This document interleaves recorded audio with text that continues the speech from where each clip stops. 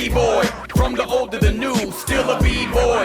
Too bold for the school, still a B-boy. East Coast to the West, B-boys worldwide. We supposed to be blessed, still a B-boy. This week, we have a true icon of underground Detroit hip-hop. For 30 years, he's been doing his thing like nobody else. Along with Esham and TNT, he was part of the groundbreaking group NATAS. Ladies and gentlemen, the Hellraizer himself, Mastermind. What's up, man? What up, dog? Hey, man. I start every interview the same. Okay. Do you remember the first time you heard hip-hop? Do I remember the first time I heard hip-hop? Damn. Yeah. Taking you back. Yeah, man. Shit. First time I heard hip-hop, it wasn't even on the radio. It was some dudes, actually. Yeah, some dudes from the neighborhood, man. Right. Just sitting around beating on the table. And actually, that dude was my uncle, who passed away when I was like, a teenager and shit. Mm-hmm. But yeah, Aaron Anderson, man, I couldn't believe it. I didn't know what he was doing, you know what I mean? But he sounded good. They were beating on the table. And man, and then, time went by, I heard the message on the radio by Grandmaster Flash and them, man, and boom. It was like, what the fuck is this?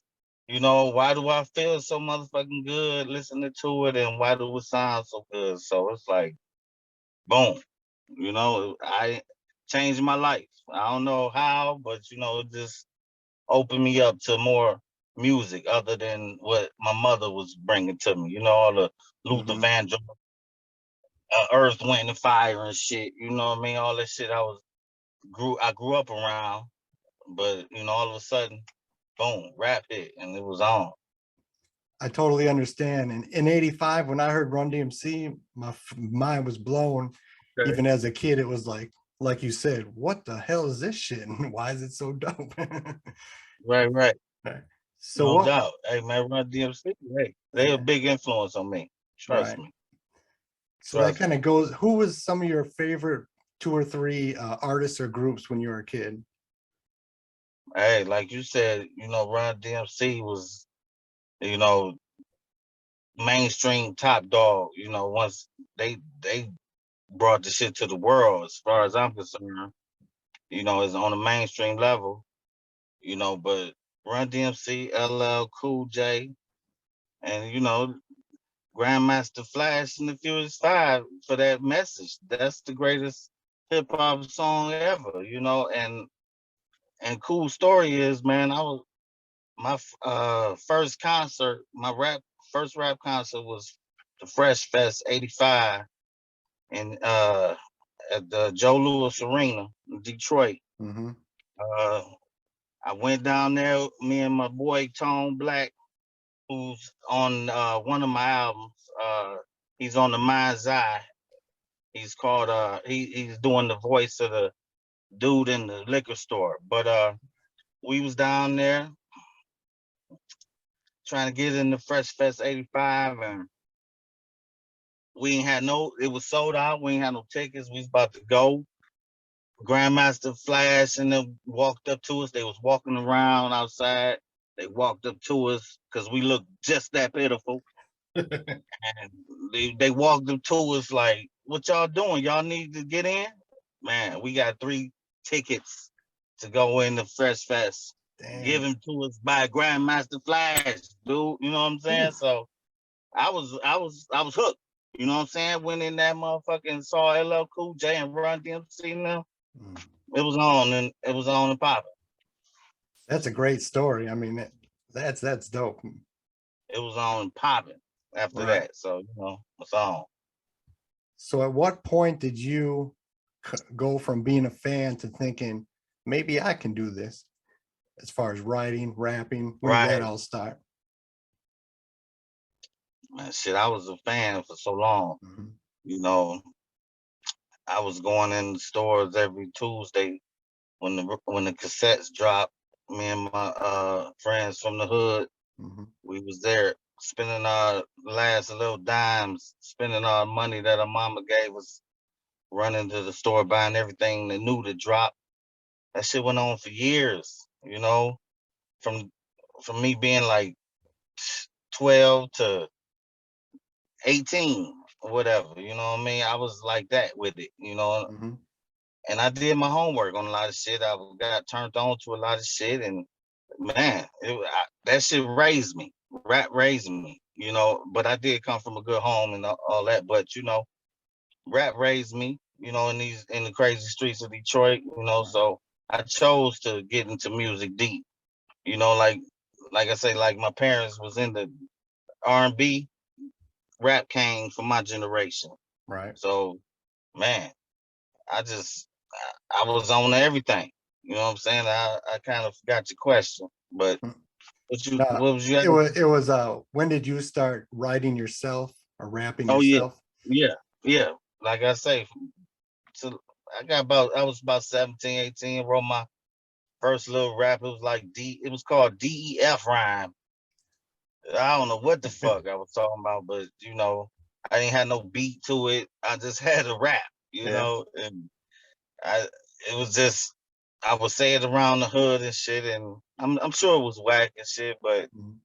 you know, then I remember my second rap I did. It was called Madman, and I was trying to use all these big words and shit. I was trying to Mhm. come like Rakim and shit, you know, and you know I kind of impressed myself on the writing level, but you know I'm sure it was whack, you know, but I would say it around the hood, and I got a little attention and shit, so I just, you know, I'm like, damn, I think I can rap. I don't know, but I think I can, you know, but it took years, a couple more years for me to, you know, keep writing rhymes and shit and Sure. listening to other people's beats, you know, and shit, I don't know, man. One day I just, you know, wrote wrote a song to a beat on the radio, and I just thought I might go in the studio one day. I don't know what the fuck, cause I had some dudes down the street from me had a studio, and I thought I'd go holler at them one day, and man, it's crazy that I just did that shit, you know. Mhm. But I did it, and then it led to a lot of shit. Right. And one of the things that eventually got to was NATAS. Talk about meeting Esham. How did you meet him and the whole formation of NATAS? How'd that all come together with you, E and TNT? Rest in peace. Yeah, rest in peace, my dog T. Like I say, I went in the studio. I kind of joined another rap group. They was down the street from me. Letters of Death is what they called it, because it was A and it was J or some shit or whatever. But A and L or some shit. But anyway, I thought, you know, I would go down there down the street and make a dope rap because I had heard this amazing shit, you know, going to high school at Osborne, east side of Detroit. And man, this dude, I heard this fucking, actually, one of my girlfriends, who's now my wife, she popped in this red tape, you know Booming. what I'm saying? And Mhm. I was like, what the fuck is this? It was so gangster, you know. Right. I was on my NWA phase at that time, Mhm. you know what I'm saying? And she popped this red tape in, and I was like, "What the fuck is this?" You know, it was just like that. Right. And she said, "Is this is Esham?" I was like, "That dude." You know what I mean? That I always see in the fucking hallways. That dude, man, it was crazy. I really gave him a lot of credit. You know what I mean? When I first heard that shit, sitting down in the crack, I was earning my pay. The shit was just, it was Detroit. It was gangster. It was devilish. It was crazy, you know. And I had heard all kind of rap Right. before then. So you know, man, I got on that shit. Me and my partners in the neighborhood. I lived about 5-6 miles from Esham at that time, and I was just vibing out with my own hood on that shit, just like everybody on the east side was on that shit. And so, man, I decided to go down the street and make me a couple demos. Thought I could do some wicked shit, and I did just that. I I went down the street and I made 3 dope ass tracks, and my people, it was like, "What you gonna do with these?" I said, "I'm about to give them to Esham." They understood, you know what I mean, because they was a little clique before I even got with them, so they knew I was on a mission to do that damn thing, and they was happy to even fuck with me, you know what I mean, to make some incredible shit that I can give to somebody, and tell them, tell the new crew that they did that for me. So, you know, it's all good. I presented it to Esham in a couple of days after that, man, and I gave him this crazy ass Memorex cassette with 3 songs of me on it, talking some crazy shit that I thought he wanted to hear, and boom, he hit me up the next day. He said, "Yo, this Esham, man, you want to make an album?" I was like, "Bet," and it was on from there, man. Yeah. So the first time I would have heard you would have been on that Life After Death album. Because I know you were on Kill the Fetus, but that would have came after Life After Death, if my memory's Yes. correct. Yes. Right. Yes. So Absolutely. when you're recording that first NATAS album, did it at the time, did it feel like you had something here, like it was something special, or were you still so young in it that you were just kind of living in the moment, or did you kind of realize what you had pretty early on? Nah, I mean, I was just, man, remember, I was a hell of a rap fan, and for me to be in that position just to make some shit, it was just, man, I was just loving to do it. It wasn't like we was in the top of the line studio. We was in Right. a little ass room, and we had to hold the mic to record. You feel me? Yeah. And it was just for the love of the music, dude. And I wanted to just spit whatever kind of shit Esham would spit. Me and T, we wanted to just form a fucking group on some real shit. It wasn't like we was biting off of Right. Esham shit, but we was just at the right place at the right time, trying to form a Voltron, trying to form a fucking group. And shit, we just did that shit, and I didn't take it for granted. You know what I mean? At the time, I was just totally gung ho for the shit, ready to make some crazy ass rap music that nobody ever fucking heard. You know what I'm saying? But same time, I didn't know it was some legendary shit in the making until I just for me being around Esham and running real life, seeing him run the company, him and his brother, and I was seeing fan mail. You know what I mean? This was before the email. We was actually getting fan mail in the mail. It was crazy, from around the world. You know what I mean? In 93, 94, I was seeing it, and it was crazy. I knew something then. Around 93, 94, I damn sure knew something then. But man, I knew something from day one, actually. You know what I mean? On some real shit. But I actually seen it when I started reading fan mail and seeing how people loved what the fuck he was doing. And then we stepped in and they loved what the fuck we was doing. Man, it all worked out like that, just from being true fans of the shit and doing it from the heart. That music opened up so many eyes, man. Just from it being some rap shit, it just hit people a different way. Right. And it hit me a different way. It stood out to me when I first heard the shit, and for me to get on the same train, it was like a dream come true. You know what I'm saying? Before I even sold the record. While making Life After Death, I was good, man. You know what I'm saying? I got into that shit and did it wholeheartedly. Yeah, I had to go to motherfucking work. You know what I mean? I had to work and hustle that shit at the same time.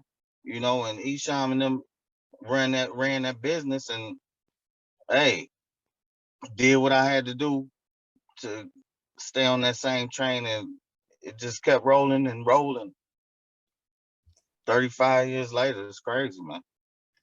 So one of the big things from that era was the controversy over, the message of suicide. And there was that one case that they really hyped up where a kid was listening to NATAS. He committed suicide, and they really wanted to put that on you guys. What was that like, the controversy of it? Do you remember how, not necessarily how you felt, but the whole whirlwind of it all? Man, it was ridiculous. I saw it in the paper one day in the Detroit News. They had our the Life After Death picture album cover in the newspaper. I was like, damn. How could, something we was just, having fun doing cause some pain like this? Right. You know what I'm saying? I was young. You know what I'm saying? I was looking at it like I ain't had shit to do with that. People out here, some people are weak-minded and, can't handle the shit we saying, and that's fucked up, but looking at it now, you know what I'm saying? I'm kind of still like, I ain't had shit to do with that. There's a risk in everything that you do. We never told anybody to kill themselves. We always looked at it as we define certain words that we said. Like we always wanted to actually define NATAS. You know what I'm saying? Instead of just being Satan backwards. We chose to come up with some shit like a nation at a time and space because we thought we were future thinkers. We thought we were the fucking future of this rap game. You know what I mean? And we were at that time. That's how young motherfuckers think. They are the future of the rap game, whatever. And that's what we was thinking.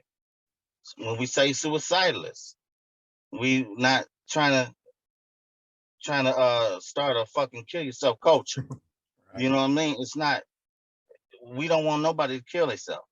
Seriously, you know what I mean? I wouldn't kill myself. When I say I'm a suicidalist, that means I go at this rap game very hard, very serious. Like I would die for this shit. You feel me? That's what I mean by suicidalist. And it's a good word to say. It rolls off the fucking tongue. And as an artist, you look at it like that. But in real life, it's like, whoa.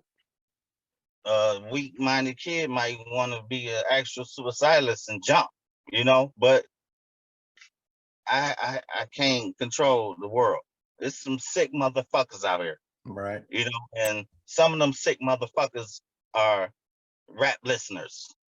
You feel me? And I can't control everybody. It's a crazy world out here, man. And actually, that's where the wicked shit comes from. That's what we feed off of. We absorb all these crazy stories we hear on the news or in the streets, or just plain this gossip, whatever. We absorb this shit, and try to make it musical and try to find some sense in it. And if we don't find a sense in it, then it's not our fault. We just artists trying to make some shit. But yes, we do approach the music very dark, and that's what sets us apart, man. That's okay. You cannot apologize for the shit. No, you shouldn't. And the media always wants to blame rap for something, especially back in those days when it was, not as mainstream as it is now. Next is Blasphemy. After that is Do You Believe in God, which is my favorite NATAS album. Okay. By that point, I think you guys were hitting on all cylinders. Not only those NATAS albums, those first three NATAS albums, was also around the time that Esham was doing Closed Casket and Kill the Fetus, which are my favorite E albums. So it's around that time Liquid Drano comes out, your first solo. It was an EP. Was that exciting to finally get your own solo thing? I always think of it, unfortunately, when I think of that album, I think of that crazy ill verse by Dice on Bitches Hate Me. Like nothing shocked me Right. until I heard that. Like, oh shit, that might be going too far. But anyways, what was the Yeah, Liquid Drano like? he did go too far, and still to this day, Yeah, it's it doesn't too age far. well. Yeah, it You know. doesn't age well. But anyway, I'm sure he had fun with it. You know, Yeah. that's what it's all about, having fun, but saying some crazy shit. But anyway, man, life at Liquid Drano was, I was ready, man. Mm-hmm. I was fucking ready. I didn't know how ready I was, but I was ready at that time. I thought it would have been sooner. Because I went in there thinking Life of the Devil was about to be my solo record. Okay. That's how I approached it. That's what I was told at first. But like I say, NATAS came like a few songs into making Life After Death. You Okay. know, maybe maybe they changed the plans. You know what I mean? And Mm-hmm. I was all for that because I wasn't ready. Probably, I wasn't ready on Life After Death. I was still learning how to put songs together. Right. I was still learning how to count bars. I was still learning how to just come up with a concept. Yeah, I Mm-hmm. was I was learning. Trust me, I was learning on all three of those first records. You can go back and listen to those first three records, and then you listen to Multi-Millionaire. That's all. That's the homework I'm gonna give you. Okay, and you tell me. I know you said "Do You Believe" is your favorite, Yeah. but listen to those three, and then listen to the difference in Multi-Millionaire. I was feeling myself on Multi-Millionaire, but I thought I was ready. But I'm glad that we did the 6 songs to Mm-hmm. test the waters or whatever. But I just think we should have just went harder on it. You know what I mean? But Liquid Drainer was amazing for me because they finally, after 3 albums or so, we did a fucking Mastermind joint. So the fans was ready. Yeah. It gave me a lot of light. I started seeing my own fan mail. It was fucking ridiculous. Mm-hmm. But I know how important, you know, I know how important it is to be ready when you have to do a solo record. You know what I mean? To be an artist out here, and I needed the crew at first. I wasn't ready on Life After Death, and the other two. Do You Believe in Blasphemy? I wasn't ready, but I blended in well, trying to make a collaborative effort with those two cats, man. And we had so much fucking fun. Came up with so many ideas. I heard Esham sample so much shit. I heard him make so many beats. It was just like we was fucking with the Nada shit and his shit at the same time. It was crazy, and by the time Liquid Drano dropped, I'm glad we did the quick hitter with the 6 songs. It just built up more anticipation. So my favorite track on there, man, that I have to do at every concert is Murder Ride. Uh, And it's crazy. It still lives to this day. you brought up Multi-Millionaire Devil's Contract, and I actually do believe that that album's not talked about enough. I feel that is glossed over, and that is a dope album. Do you believe in God is just a personal preference, but you definitely could see you and T really. I mean, actually, all three will really evolve through those albums, and like you said with Esham sampling, that's something that gets overlooked a lot. I think in his music Yeah, is even way in the beginning with Boomin and all those early joints. I mean, he did crazy samples that no one else was right, doing, and he was right, he was a teenager at the time, so it's right, amazing. Yeah. right. He was older than you motherfuckers think. Okay, y'all keep talking this 13 Oh shit shit, and was all he lying this about shit. his age? Look, trust me, he wasn't 13 when I met him. You know what I mean? But anyway, that sounds like middle school shit or whatever. Right. But man, the dude is a fucking beat genius. You feel me? For real. Hmm. And let me just put this shit out there for the record. You know, I came through. I gave that motherfucker Esham crates and crates of albums. You feel me? Wax. Right. I gave him at least 10 crates of tracks. I gave him Sunshine. You feel me? So put that on record. My mother gave me all those records to give to Esham. So that's my other contribution into the whole real life wicked shit saga. Okay, the whole story. So a lot of those shits he got from my mother through me. Not a You feel world me? knows. Digging on the DL, all that shit. Oh All shit, them that's a soulful. dope beat. Hey, all those soulful tracks he got. Yeah, trust me, That's I had all a you. hand in it. He was digging in the crates my mama gave him. Nice. That's what's up. So the other member, TNT, who, like we said before, rest in peace. Share some memories with TNT. We never got a TNT solo album, even though I know one was advertised at some point back in the day. But what was T like? The man, you know what I mean? He was Esham's right hand in high school. Okay. I used to always see them two walking up and down the halls with the finger waves, the pump finger waves, the perms in their head and shit. They was characters, you know what I mean? And once I finally got to get in the circle, I seen that T was a very charismatic dude, funny. Just, he wasn't really a rapper, but he can rap. He loved fucking music, period. He wasn't just a rap lover. He was like me and a lot of other people. He was on R&B shit that your mama gave. You know what I'm saying? Right. So he was the brother of two younger sisters. They loved the shit out of him. He might have got three, but I think he's got two.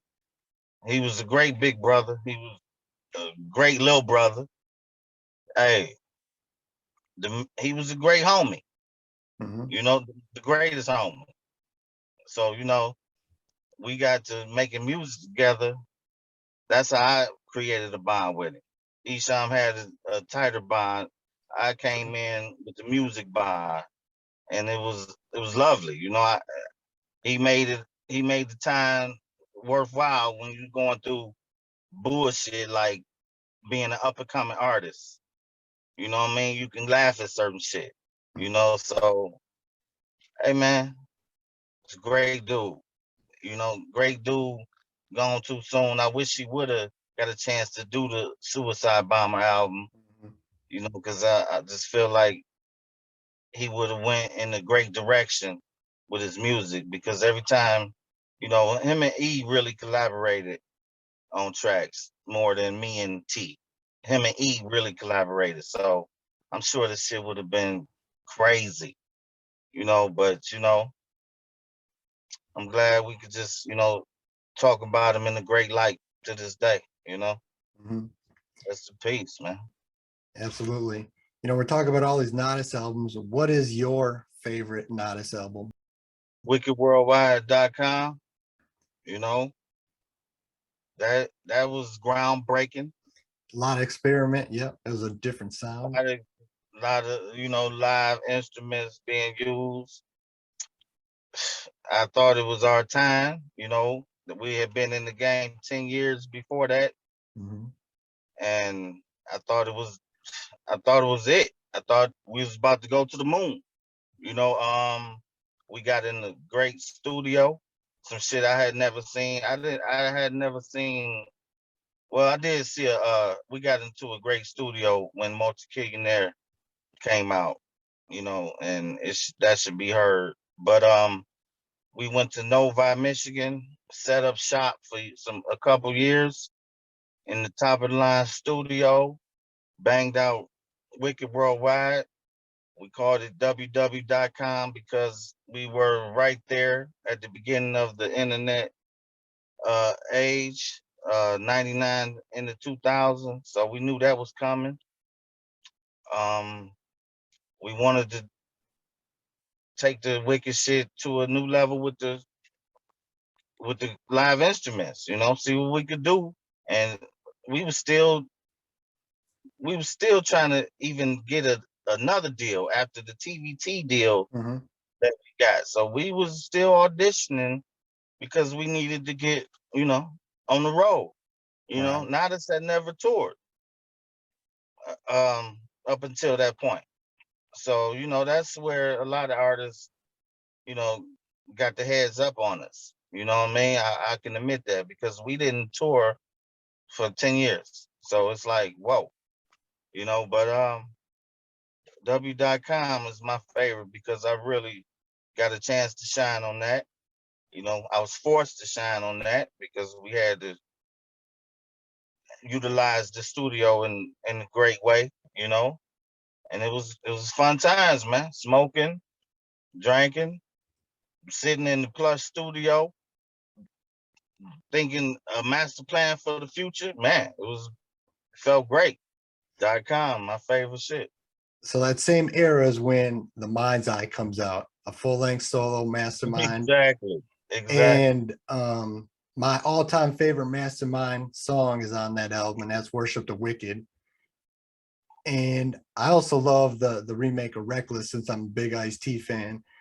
But now talk about that. Finally, you get a full-length, whole, deal, straight up solo Esham LP, Mastermind LP.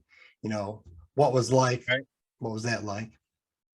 That was like I just told you. We was in that mode. We was in the top of the line studio, ready.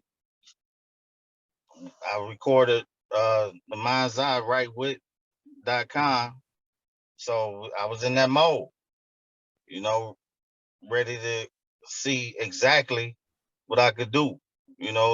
Liquid Drainer was 5 years before then, or 5 or 6 years before then.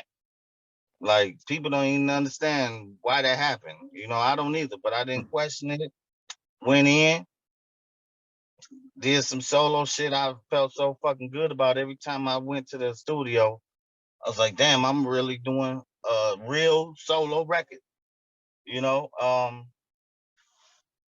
This shit was amazing. I think I grew into a actual artist then, an artist for life then, because I really had to put my own ideas on there. I really had to be in there, with me and just the engineer. I was driving 50 miles from the east side of Detroit to Novi, out in the suburbs by myself, just me and the engineer there doing the damn thing. And, I grew up a lot as an artist on The Mind's Eye, and shit. By the time that shit was finished, man, we were on our way to getting shows and shit. I took that album on the road with Twisted in 2001. Total success with that shit, man. 30 shows, all the juggalos giving me praise and love. You can't beat it. You can't beat it. That was a great time in the career of Mastermind, seriously. And the world wouldn't have to wait those long periods anymore. Between then and now, you've been one of the most consistent artists. Not only have you put out lots of albums, but they're all quality albums. I'm not just saying that because I'm talking to you. I always thought you were one of the more consistent artists, especially Detroit, but just even in general. Every Mastermind album, I always think is top quality. You put your all into it, and I really think it shows. Which one of your solo albums are your favorite? My favorite solo, man. I could easily say, Ultimate Warrior is. Yeah. That's my latest and greatest. Yeah. I just get better, man. I just get better. I feel that. I can go back to a record months after I make it and like, man, I could have did something better, but my favorite, it's gotta be Ultimate Warrior. The newest joint. Yep. People need to check that out. You would think I would say The Mind's Eye, you know what I'm saying? Because that's from around the fucking country that Right. people gave me for those songs. You know what I mean? I know that Worship the Wicked is the motherfucking shit for a lot of people. It is You for feel me. me? Yep. And man, somebody told me they played that in somebody's funeral, you know, and I was like, that shit totally put a stamp on things. You know what I mean? That was like, wow.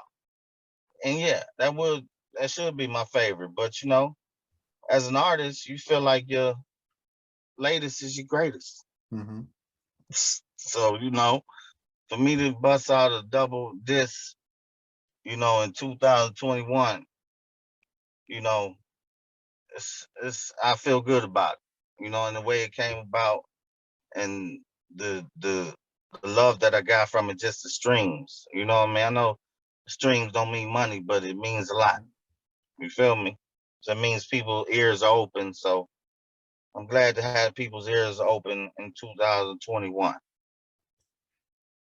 So you've got to work with the who's who of Detroit rap. You've done songs with amazing MCs. Out of all the people you've gotten to work with, who is your one or two most favorite people to collab with in the lab? Easy. I mean, Esham, TNT, Schizo. You know what I'm saying? I'm gonna just put it like that. It's just, you know, a brotherhood comes together while making some art like that, man. It just don't get no better, you know. I love collaborating with everybody. I'm the king of collabs. If you Yeah. don't know, Oh you know yeah. what I'm saying. I mean, there's no way you could hear, you know, all the shit I done or Right. anybody really, because you know it's not like all these artists are just gonna put the shit out and I'm gonna have 50 collabs joints out there. But I am the fucking king of collabs as far as the work I've done. You know what I mean? The paid collabs. I'm gonna Right. just put it out there like that because this is a business. You feel me? I Absolutely. don't. Yeah. People pay for your time, okay? And so I've done hundreds. That's crazy that I can say that, but Mhm. I don't know. I'm not gonna go past 200. But anyway, it's like that. I'm I can collab with anybody, you know. But for me to say those three dudes are my favorite, that's what it is, man. Because you know, with Esham, man, it's easy to come up with some shit. You feel me? Because that Mhm. dude's mind is a machine. You know, it's a musical machine, and I just fall right in line. And TNT will make you think fucking freely about life, you know, and Schizo will make you fucking rap. You feel me? He Yeah, will he's dope. challenge you line for line. The guy is a beast. So, you know, for me, you know, that's cool. I love that mix, and I can meet up with anybody on the track. So those are my favorite collabs I've done. Well, a few weeks ago, I had Schizo on the show, and when I asked him that, he named you as one of his favorite to work with. So obviously, you Word. guys work well together. Definitely the authors. So if hip hop never existed, right, you would not have this as your life. What do you think you would have ended up doing? I'm from Detroit, born and raised. Um, none of my people are fucking rich or none. I didn't come from money. Mhm. I came from hard working, middle class family. So the shit that was jumping off in Detroit was working at a motherfucking auto plant. Yep. And guess what? I would have probably been at the auto plant for 30 years and retiring. Right. Getting your I watch. mean, really, Right. really. I'm gonna Yeah. be honest. You know what I mean? That's it. Fucking Chrysler retiree. You looking at it. Right. What's up? So now I'm going to do So, some general hip hop questions. I do with everyone. all right, If man, I got to go. Let's get it. all right, Let's get it. I'll be quick. All good. If you could only listen to one MC for the rest of your life, only his catalog, his or her, who would that MC be? Rakim. Good pick. You're getting put on an island. You can only bring 5 albums with you. What are those 5 albums? Paid in Full. Radio. Ooh. Booming Words. www.com. NATAS. And The Chronic. Ooh, that's a good pick. So I'm gonna list The Chronic. Go ahead. I'm gonna list a few MCs. Just tell me the first thing that comes to mind when I say their name. Ice-T. Raw. Gangster. Awesome Dre. Original. Detroit. Chuck D. Political Soldier. How about Dice? Neighborhood shit talker. Rhythmic ghetto ass rapper. Spice One. Platinum gangster. I don't know what the fuck that means, but he went far with that shit. For real. How about Insane Clown Posse? Wild and crazy, successful. Fago. Yeah. That's what I can say. Biz Markie. Original beatbox. Rest in peace. Right. Cool G Rap. Man. Grimy. One of my inspirations. New York shit. Yeah, to the core. Dayton Family. Hood as Flint representatives. Feel like brothers. 2 more. Project Born. Hustlers, true rap lovers. Love to make the music and love to get at it with the people. Love to perform. And we'll end it with Esham. What's the first thing you think of? Creator. You know, that's all he loves to do is make a new rap song. You feel me? I don't give a fuck what it's about. The dude is gonna make a rap song, man. Yeah, no doubt. Well, do you have anything to plug? Where can people get at you on social media? Fuck yeah, man. I'm barely on social media, you know. I'm not apologizing for that shit either. You know, that shit'll be there. Whatever. You know what I mean? Right. I started hard on social media, my first 9 years on social media, whatever. I'll get back at it. But yo, I'm making some decent music right now, you know. No I doubt. can't forget to, you know, I keep telling people about the damn near 200,000 streams we got with the Ultimate Warrior. We need to get that past 200,000 so we can drop the new Blessing video. Thank you for all the support on that. Hell's Kitchen. Shout out to Russ Cole. He just came up with this crazy idea of dropping a cassette package with your boy Mastermind with some new tracks for the Hell's Kitchen album. We're gonna do a new Hell's Kitchen EP soon too. But check out the 2 that's already out, the Sleep Tight, Sweet Dreams and the Hell's Kitchen Crack EP. Yeah, both dope. House of Frankenstein. This dropped Tiki Lounge. Go cop that. There's a lot of new cats on there this time. We're just trying to invite as many visitors to the house as possible. Just trying to, you know, give back, you know. But I am the forefront of this whole House of Frankenstein shit, the monsters and the doctor. You know, we doing the damn thing. Yeah, man, them 3 projects right there. I want y'all to, you know, do your homework on, and you know, look out for the next shit, man. I might do. It might be called The Devil's Bridge. the next shit, I told a podcast last week that my next shit is gonna be kind of dark. Mm-hmm. You know what I mean? So y'all get ready for that shit, man. I'm no more Mr. Nice Guy. You know, I've been on some medium shit for a minute. You know, it's time to get real heavy mental again. So All right. I'm looking forward to that. You know, however that comes out or when it comes out. I'm aiming for next Halloween though, but you know, we're gonna try to get on the road with this Ultimate Warrior shit. So look out for that, man. But other than Yeah. that, man, you know, get at me on all the social media, man. Everyone check out Ultimate Warrior. It really is a dope What's up? album.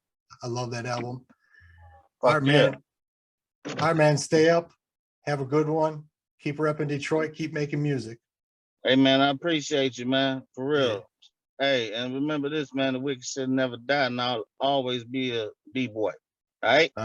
No doubt. All right. Peace. Hey. Where my day one is at. Day one. Where they at? Fuck the whole game up. My money. Day two. I'm still yelling fuck you. Like what? I'ma run this shit. I'ma wear the hat. I'ma chase that dope bitch where it at. Some of y'all been down since day one. Some of y'all been scared of that. But I forgive you. Let this shit continue to send you through a fit. Mental music, gotta go deep into it and read some true shit. Now watch me flow shit freely, fresh and fluid. From the DETROIT, yes you knew it. I'm the same 7 Mile dog, saying fuck y'all when it's time to ball. Can't stop my grind at all. You never watch Mastermind fall. I'ma devise a plan to ride the land. I got this world inside my hand. Y'all will realize when I open your eyes, I'm the man. Ain't no stopping me. I move at the speed of technology, and my philosophy is you fucking with me crazy, you got to be. And down to day one, when we first hit it on the world and spit it, then you worthy to worship the wicked. If you been down to day two, don't matter, motherfucker, stay true. Day two can be worthy to worship the wicked. And if you just got down with shit and know something when you see it, so be it. Come on and worship the wicked. Say it. We're not worthy. We're not worthy.